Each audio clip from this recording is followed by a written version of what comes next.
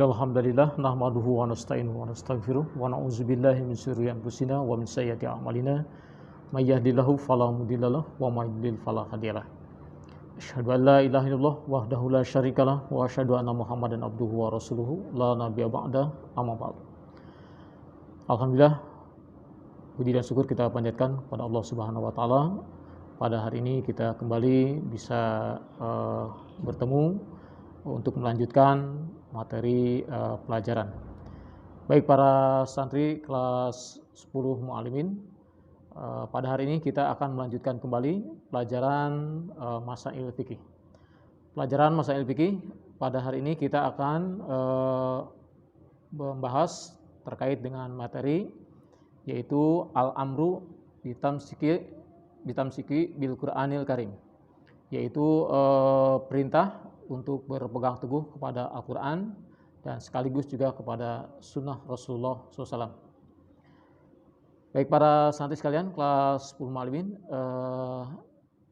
bisa kita buka kitab Masail Fikihnya halaman 3 terkait dengan perintah berpegang teguh kepada Al-Quran dan sunnah.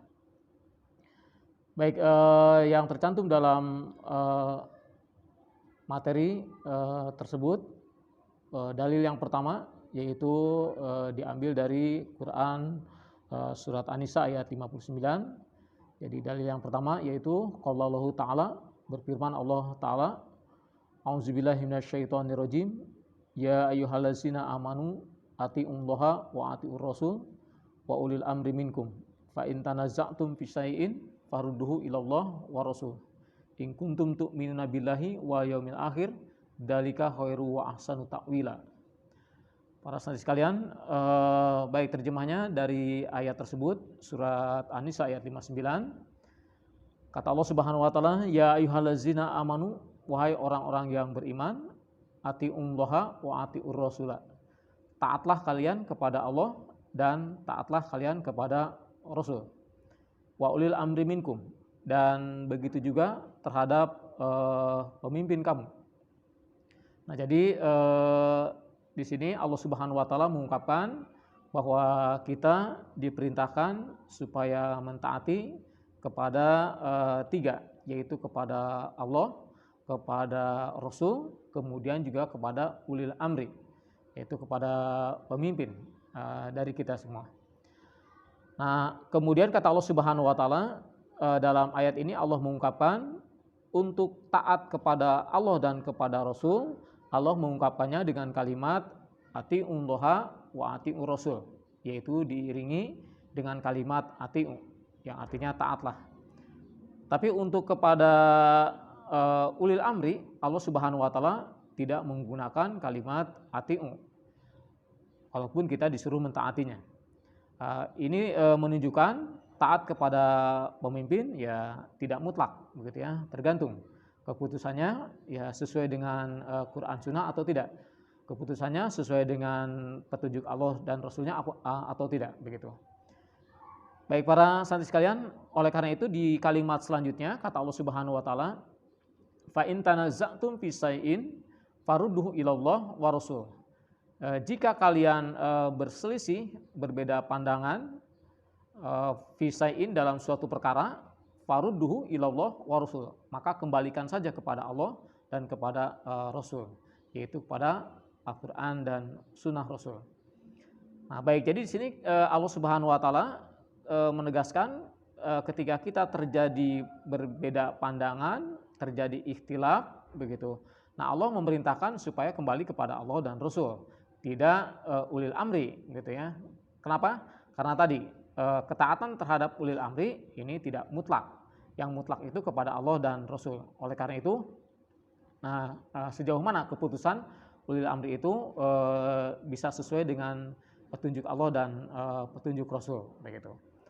Nah, jadi para santri sekalian, oleh karena itu kata Allah di sini gitu. Jadi ketika kita berbeda pandangan atau istilah fikihnya disebut ikhtilaf, maka kembalikan saja kepada Allah dan Rasul sebagai solusinya. Dan kemudian juga dengan adanya kalimat fa in tanaza'tum, begitu ya, jika kamu berselisih, ini menunjukkan bahwa kita sebagai manusia ini punya potensi untuk berbeda pandangan, punya potensi untuk berikhtilaf gitu. Kenapa demikian? Ya karena kan kemampuan berpikir manusia ini bervariasi begitu. Kemudian juga aktivitas manusia untuk mencari ilmu begitu ya, semangat dan tina juga ini tidak sama begitu. Ada orang yang rajin thalabul ilmi, ada juga yang kurang begitu rajin. Nah, tentu ini akan punya pandangan yang berbeda. Nah, baik para saudara sekalian, jadi itulah penyebab-penyebab manusia kenapa bisa ikhtilaf, kenapa bisa berbeda pandangan. Karena memang faktor kemampuan berpikir manusia atau kecerdasan manusia ini bervariasi, begitu ya, bervariasi. Nah, oleh karena itu kita sebagai manusia tentu ini punya potensi untuk berbeda pandangan. Nah, ketika terjadi berbeda pandangan, maka Allah memberikan solusinya. Jadi berbeda pandangan jangan dibiarkan begitu saja, begitu ya, tapi harus diselesaikan. Cara menyelesaikannya kata Allah Subhanahu wa taala, farudduhu ilallah wa rasul, yaitu kembalikan saja kepada Allah dan Rasulnya atau kepada Al-Quran dan Sunnah. In kuntum tu'minuna billahi wal yaumil akhir. Nah, jika kamu beriman kepada Allah dan kepada hari akhir, begitu. Nah, kenapa diungkapkan dengan kalimat in kuntum tu'minuna billahi wal yaumil akhir? Ya, karena kan kita sebagai hamba Allah Subhanahu wa taala, tentu kita sudah menaruh keyakinan kuat kepada Allah Subhanahu wa taala bahwa Allah lah yang senantiasa memberikan jalan terbaik dan juga keputusan yang mutlak kebenarannya.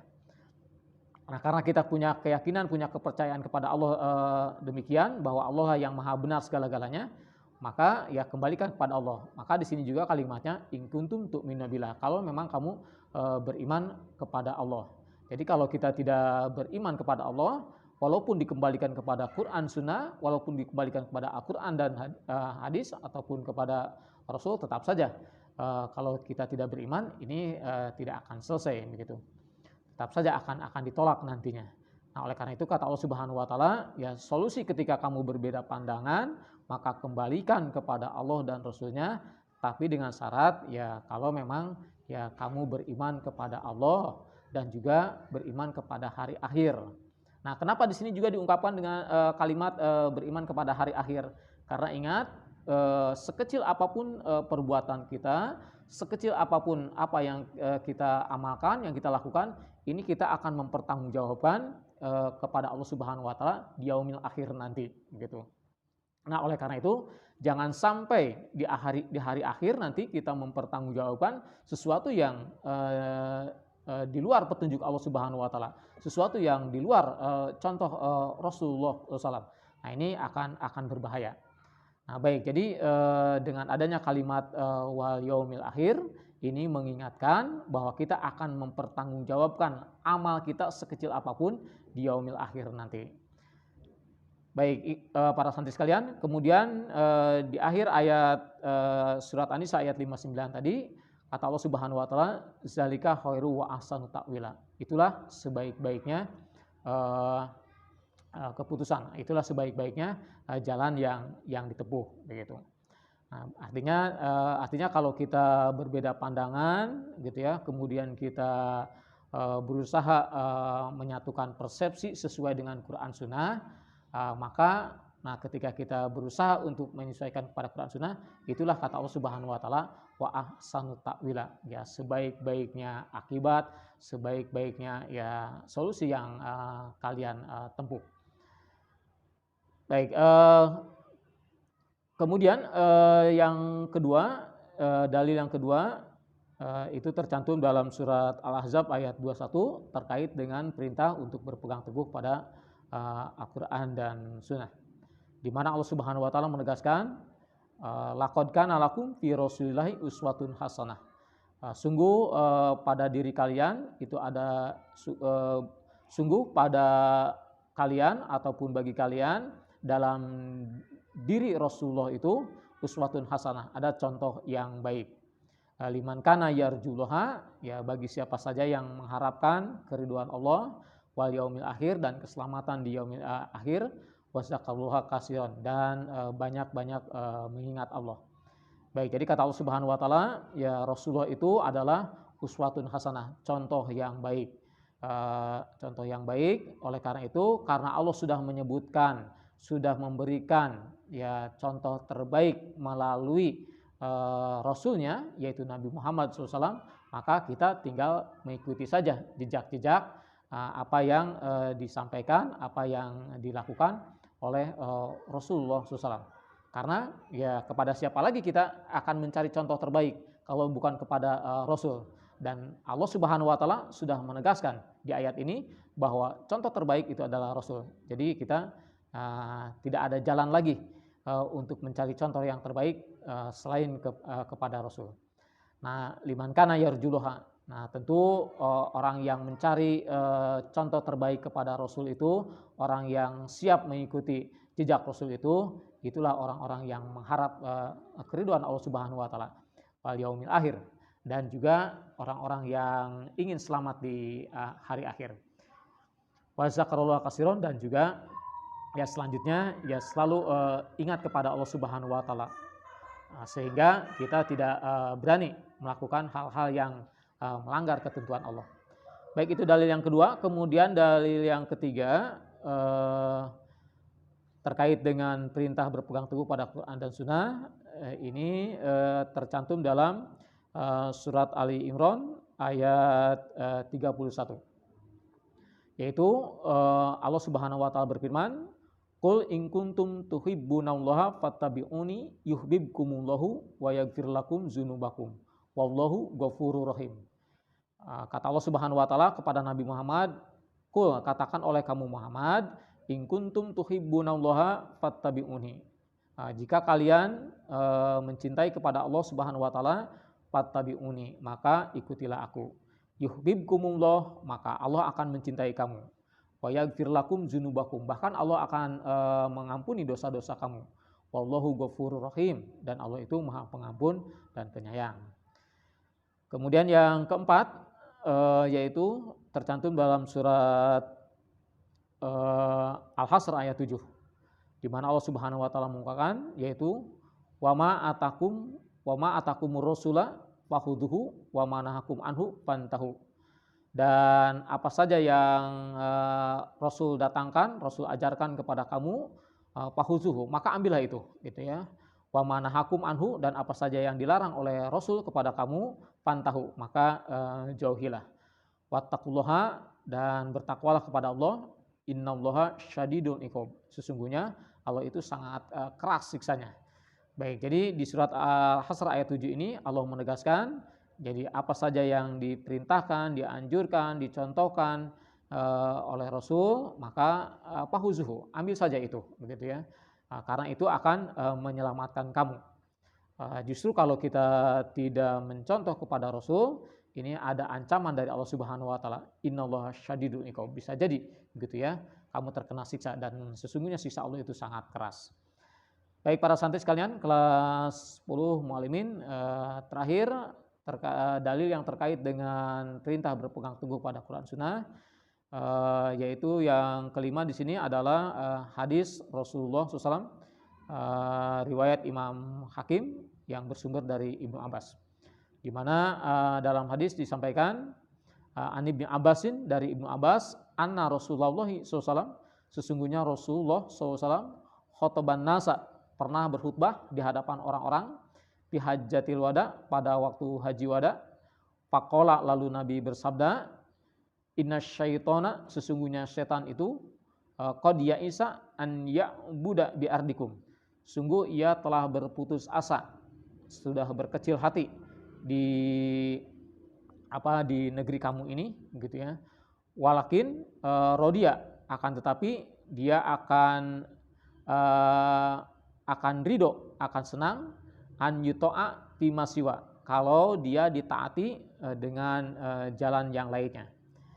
Jadi para santri sekalian, jadi ketika Nabi Muhammad SAW datang, begitu ya, diutus oleh oleh Allah sebagai Rasul, kemudian juga umat Islam semakin bertambah saat itu, Nah, iblis dan kroni-kroninya sudah merasa berputus asa.